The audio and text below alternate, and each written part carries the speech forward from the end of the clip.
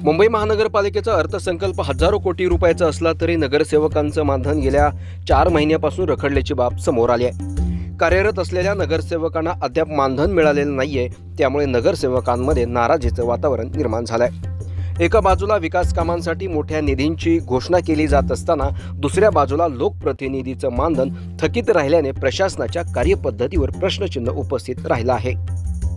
याच संदर्भात मुंबई महानगरपालिकेचे सभागृह नेते गणेश खनकर यांच्याशी आम्ही संवाद साधलाय।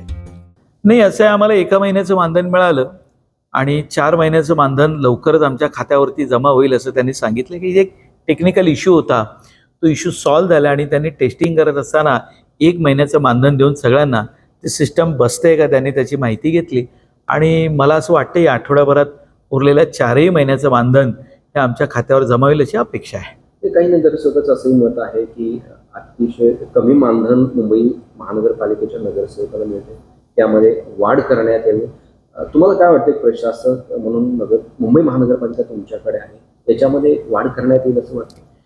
बघा, असं आहे की मुंबई शहरामध्ये नगरसेवक म्हणून काम करताना किमान 5 वेळा महिन्यातून आमचं सभागृह भरतं, त्याच्यानंतर समित्यांच्या बैठका असतात, प्रभाग समित्यांच्या बैठका असतात, वारंवार काही कामानिमित्त मुंबईला प्रवास करावा लागतो, अधिकाऱ्यांच्या भेटी। यामुळं जे काही मानधन मिळतं आहे सातत्याने सर्वच पक्षाचे नगरसेवक हे भेटत असतात आणि आमच्या मानधनात काहीतरी वाढ झाली पाहिजे म्हणून विषय मांडत असतात।